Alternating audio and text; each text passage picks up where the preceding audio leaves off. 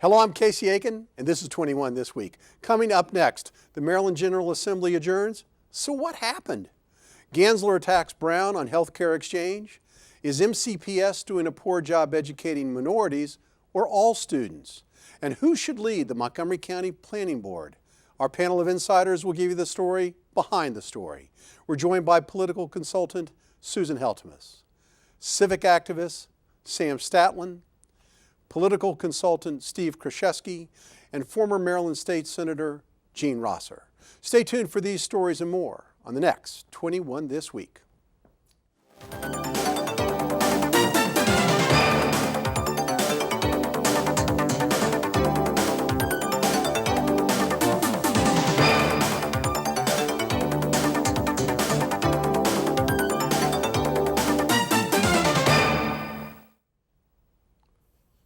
Welcome back. Compared to the 2013 session, the 2014 session of the Maryland General Assembly seemed to many as the least controversial session in years. It expired this week with more of a whimper than a bang. That's not to say there weren't controversies, but with solid liberal Democratic majorities in both houses, the General Assembly didn't have much to say. Maybe the anti-discrimination bill protecting transgender people, and maybe the marijuana bill caused any kind of serious debate. Steve, what was your impression of this session of the General Assembly? Casey, this was a very predictable session in the sense that there's a confluence of three events that are going on right now. You have redistricting, and this is the first election since redistricting, so there's a number of vulnerable Democrats, particularly in suburban Maryland. Two, there's been a whole series of tax increases, and the last thing any elected official wants to do is to go into their election cycle with a controversial issue such as tax increase. And three, many of the legislators are preoccupied with getting ready for what is really an abbreviated primary season. Instead of a September primary, which has been traditional, it's been moved back to June. So all these factors cause this to be a very lackluster final session. Well, that's all well and good, but Sam, what was your impression of the General Assembly? There were some major issues that should have been talked about that just seemed to get passed over. I really think they should have gone to the budget and really worked out the budget, especially when you have, a full house within one party. You certainly could make a deal that wouldn't hurt somebody getting reelected. We have a $100 million structural deficit that's appeared. The state income is down. Our jobless rate is hovering.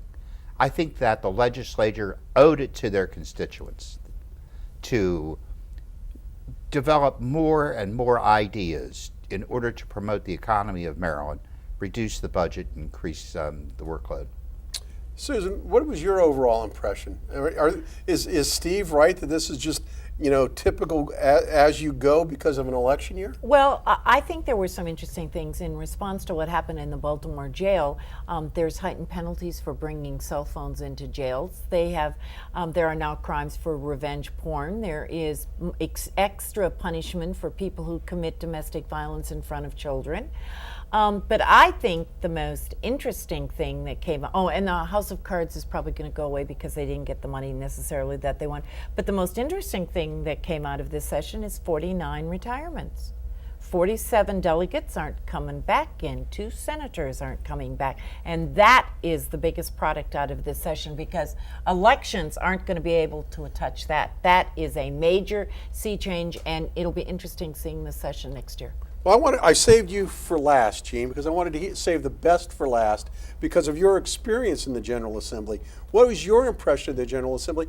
And also, more importantly, why were the Republicans, the loyal minority, so quiet this year? I have to agree with Steve. The legislature is a cycle, a 4-year cycle, and you do your bold things first and second year, the tax increases, and the 4th year you sit there and you pass things that are not so controversial. And you pray to get reelected. And that is you won't find, but the Republicans did fight hard on the budget. They introduced a number of amendments to try to curtail the spending. And also, I hope the voters will keep in mind that under the O'Malley administration, there has been a total 35% increase in taxes over the last 8 years. So people should keep that in mind. Well, this is what troubles me, not only at the state level but also at the federal level, and is that the legislature seems to be abdicating its job. Oh, may I just say this? There was one significant piece of legislation that I think everybody agrees on, and that's the estate tax exemption being raised over the next 5 years. And that was a 10-year effort by Republicans, although it had Democrat sponsorship. It was a long haul to get that, but that was one achievement that and that helps helps the taxpayer. Montgomery County. But yet the 3 delegates with a significant amount of millionaires who would benefit from this in District 18 voted against it. Wallstreicher, Carr, and Gutierrez voted against that. I have no idea why they would do that, but they did. Well, you know, so they're really not representing. I don't want to just talk about the estate tax, but I can tell you, I had an email from a client today who had relocated himself and his business to Florida last year to avoid the taxes. Get those calls all the time. We're still the only ones, the tax retirement. We have another tax. Not only do we have the federal estate tax, but we also have an inheritance tax. I mean, we have a lot of people that leave. And the dollar a tax cigarette tax But let's package talk, didn't fail. The one thing that struck me in what you were saying about the cycle of the legislature is that they do bold things in the first year and the second year. And I think you even, as a Republican, fell into the trap. You said they raise taxes. Why don't they do something bold and lower taxes and cut the deficit and cut the budget? Because this is what I'm afraid of. I'm afraid that the General Assembly is just allowing the executive to set the agenda, and whether or not it's going to increase spending or not, they aren't going to challenge Well, when it. you They're have not fighting it. When you have a 2/3 Democrat majority, that's tough. And Yeah, the Republicans Casey. do The fight hard. job of the General Assembly is to balance the budget. It's to manage our money, not just go along to get along. Steve. Casey, the unique thing built into Maryland's Constitution is the legislature can only take money from the governor's budget. And you have a governor that is, as Jean, I think, very astutely points out, has been growing the budget rather than cutting it, and the legislature just won't cut it. So the biggest heroes we have at Annapolis are Nancy Kopp and Peter Franchot. Absolutely. Because they sit down there on all the supplemental budgets, work it out, pass budgets that are absolutely in the best interest of our citizens, and neither one of them gets enough credit for it. Thank you, Sam. Well, when we come, we're going to go on to our next topic, which is, as evidenced by the lack of interest shown by the General Assembly, one would think that a waste of $150 million on the botched health care exchange wasn't a big deal. Nonetheless, Maryland Democratic Governor hopeful Doug Gansler thinks it's a big deal, and he's launched a new radio ad critical of the state's online health insurance exchange, telling listeners he wouldn't put up with this mess. Sam, this is a shot at Lieutenant Governor Anthony Brown, so is Gansler right? Gansler is absolutely 100% disingenuous. When you look at the Attorney General's website, he has a health education department there that is supposed to be pro-consumer. That's number one. Number two, with all of the legislation that was written, whether passed or administrative, his office was well engaged in this. I can't believe that the Attorney General of the state of Maryland wasn't well aware of what was going on and all of the problems we were having setting up these exchanges. But did we hear from him? No. The only time we're hearing from him is right now when it's a political point to get elected. And that's my problem with Doug Gansler. But Sam, you didn't really answer the question. The question is whether the online healthcare exchange was a boondoggle and a waste, and the person who was responsible for it should take responsibility. That Yes. being the lieutenant governor. I'm sorry, it was Governor O'Malley and his people that were running this exchange, who would not listen to people that were absolutely engaged in the system, the end users, the people who were doing the enrolling, who told them 2 years ago that this was going to be the biggest boondoggle, and it is. Well, like I said before, last week, There are 4 states that used IBM software, and they all had the same problem. Come we on, did not. Susan. Well, it's the truth, Come and on, we Susan. didn't lose $150 million. And Maryland met their quota. Now, what can you say? It's going to be better by the fall. And as long as you met your quota, people are getting health care. You know, Doug Gansler is in a campaign. What do you expect from Doug Gansler? Susan, it Wait, equaled our structural, it exceeded our structural deficit. So we took $100 million away from money that was supposed to go to a public employees pension fund to pay back the terrible administration there are and instead, grants, excuse me, et cetera. and instead we wasted that money on a program that a lot of people told the administration wouldn't work from the get-go. I think it's just terrible. If you read a letter early in April of this year from the Office of Legislative Audits, This year or last year? This year, that was sent to the chairman of the Senate Finance Committee, Tom Middleton, it lays out that the plan is a disaster. There was nobody leading it, no process, no planning, no nothing. It was $150 million down the drain. Now we've put up $50 million to have this transition contractor come in and start modeling the plan after the state of Connecticut. It was an I want to go to unmitigated Steve. disaster. Let's wrap this up for us. Well- How big a problem is this for the lieutenant governor? Well, there's 2 aspects, and I think Sam's really hit a lot of it. The lieutenant governor was put in charge of this by the governor. There were periodic reports. Clearly a ball was dropped, and the buck's got to stop somewhere. Either the lieutenant governor or governor's got to take the responsibility for this $100 million plus loss to the state.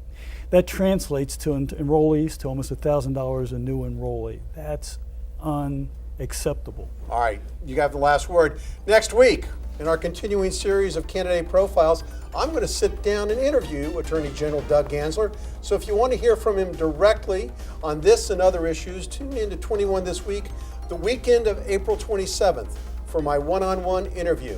When we come back from this short break, why is the achievement gap growing between minority students at Montgomery County Public Schools? Stay tuned.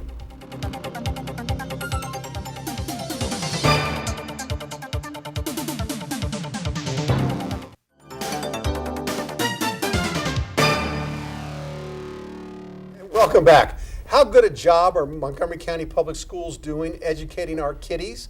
That's the question everybody wants to know in light of the report that found the achievement gap between students is growing and that the system has lost, as a whole, has lost ground in achieving racial and economic integration goals. This report, coupled with the report this past January, when, get this, 60% of high school students did not pass their math finals, has parents and legislators concerned. Susan, what's the problem at MCPS? Well, for one thing, Montgomery County has the most unique student population of any county in this state. When you have 20 different languages spoken in one school, there are language problems. And also, because of the economic status of many of our students, parents have 2-3 jobs and they're not there to be able to help encourage their students, help them with homework, and often these kids themselves have to go get jobs to help pay for the family's existence. So part of it is the economic conditions that are going to be almost impossible to overcome. Okay, that's great spin, Susan, and that wasn't much of an answer, because how do you teach different languages and math? If you can't add up the numbers, you're going to fail. That's not a language problem. No, but that's a number problem. But you have to learn how to do it. I want to go to Jean. Jean, your thoughts on this? Well, I sympathize with what Susan is saying. There are something like 171 languages in the school system. And that is, I think it's amazing that they get done what they get done. But to me, the underlying problem is, as Susan has said, is the parental involvement.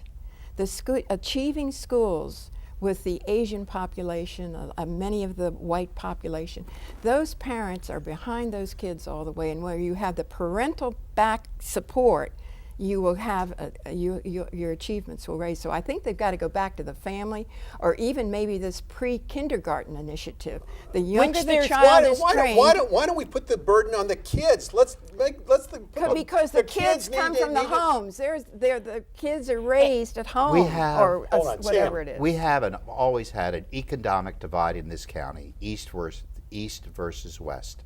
West, let's just divide up Wisconsin Avenue or Connecticut. The kids on the west side have always had better resources. They get better resources because their parents are more politically engaged. They got more money. 60% of the kids didn't pass their final exams. A lot of them didn't pass because of our system. Our system says to a lot of these kids that if you've got an A average or a certain average going into the final, you don't even have to take it. What kind of a system is that? Well, that's the point. The problem is the schools are not being tough enough on the students. But I don't think it's being tough beyond enough on that. the students. It goes to the problems that Jean and I were talking about. And so one of the things the school is saying is that they're going to put the best teachers in a lot of the schools in the lower county. And the legislation that was passed for more pre-K and kindergarten is going to make a difference. You've been around in Silver Spring for a while. But you can't. Wait a minute, Steve. Last 10 seconds. We got to wrap it up. I think it's also budget maintenance of effort. Ike Leggett, for his last 5 years, has just gone with the bare minimum required by the state. And finally, this budget, he decided to ratchet up and start to address this problem kind of late and in an election year.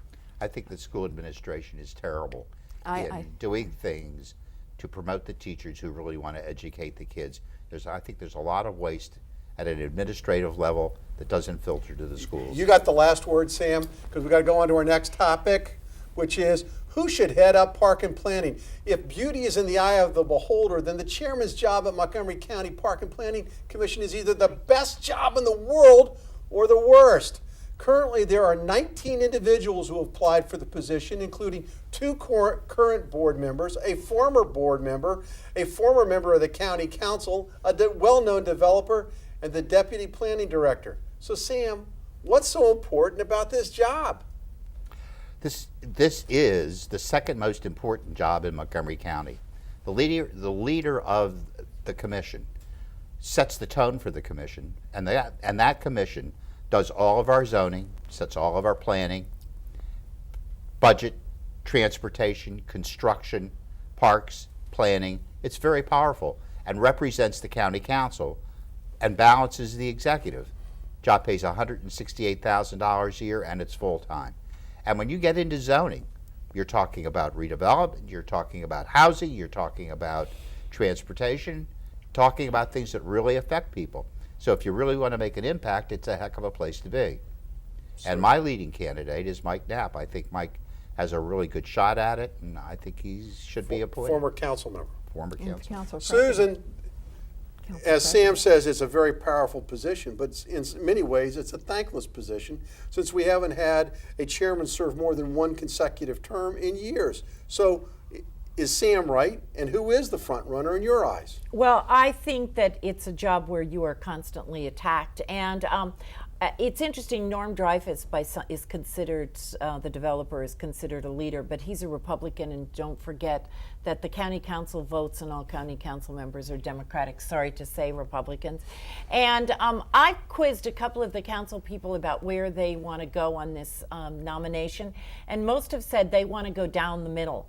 And Sam's candidate, Mike Knapp, is seen as more pro-development. Casey Anderson, who's on the board, is more smart growth, slow development. But I think there's a dark horse in this race who's little known, and that is Rose Krasna, who works for the planning board now. She was the mayor of Rockville, and she is a silent warrior who gets things done. She's very diplomatic. And I think she has a really good shot at getting this and putting aside the politics and the pro versus the anti-growth. Well, Steve. I think this is a real pivot point. I agree with Sam's analysis exactly. And this is a time for the county to realize they are being outdone by D.C. and Frederick County, which is stealing a lot of the economic development, affordable housing, and quality of life issues. And this county has been operating under a moratorium and anything but smart growth, congestion, and it needs to really have a strong planning director who really understands the benefit of development in this county. And Mike is strong enough, in my opinion, because of his knowledge of Montgomery County, in the streets, talking to and representing constituents, which he did, and also the relationships he's had with the executive and with fellow council members. Well, and he's been doing consulting for the Department of Economic Development for quite some time. And he can build a bridge. But isn't the whole and not get his feathers ruffled. You know, he has the type of personality where personal criticism, which is never merited, will roll off of him, and he will get the job done. Well, it seems to me that the procedural aspects of how we go about zoning changes and approvals is part of the problem, because there is lots of opportunity to oppose every decision that comes down the pike, and gets second guessed by every council member that is getting political pressure from their constituents. I have a friend that's doing a project. Cost him $1 million just to get it to the first stage of hearings. And once that's over, he's got to spend another $1 million for another set of hearings. We spend more money and waste more money here in this county. It's unbelievable. We make life so difficult for people that want to see us have a great economic engine that it's just unbelievable. I think that's got to be the last word, because Sam, you stole my thunder. I love it. Stay tuned for parting shots. Gene, I'm sorry.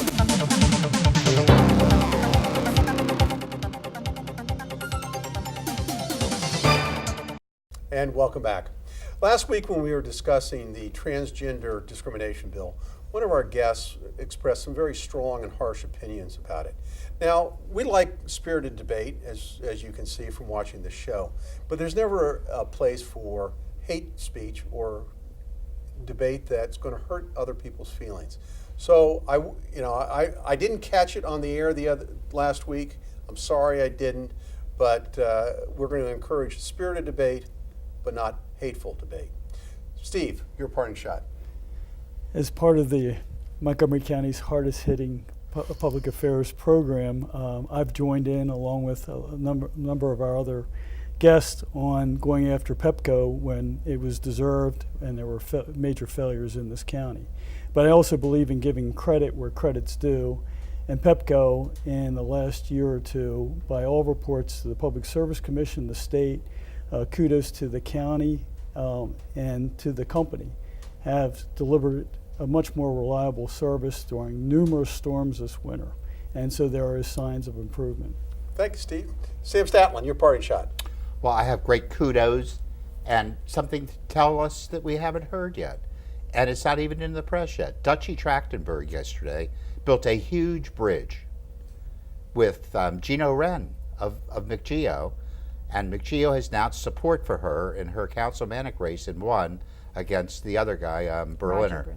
And I think that shows you where we can get leadership in this county, where people can build bridges and mend bridges to move us ahead for a balance between economics and the interests of public employees. Congratulations, Dutchie. Thank you, Sam. Susan Heltemes, your parting shot. Short and sweet. Good luck to the University of Minnesota Gophers in the Final Four tomorrow night, the Frozen Four against Union College. But more importantly, I want to wish our colleague Casey Aiken a very happy birthday. He has a birthday this weekend, so if you see Casey around in the next few days, wish him a happy birthday, Casey. 29 again. Yes. You're looking great. Thank you, Susan. Thank you. I'm an old fossil. I know that. Jean Roesser. Happy birthday, Casey. Thank you. And I second what Steve said about Pepco. I had no outages this time, and I was so grateful. Very quickly, 2014 races are coming up, and there are two promising Republican candidates running for the state Senate. They both are longtime, decades-plus delegates. Addie Eckert and Gail Bates are running. And in the House of Delegates, we have Trent Kittleman, former Deputy Secretary of the Department of Transportation, and Mary Beth Carrozza, who was Deputy Chief of Staff to Bob Ehrlich. So go for it, Republican ladies. You're going to make it. Thank you, Jean. Thank you, panel, for being here this evening, and thank you for viewers for tuning in to Montgomery County's hardest-hitting political talk show in Montgomery County. I want you to know you can watch us on YouTube now. Yeah. I'm sorry, YouTube, that's it. And you can see what a fossil I am. You can follow us on Facebook. You can like us I just messed that up. And what's McGeo? I don't understand what McGeo is. Montgomery County Government Employees.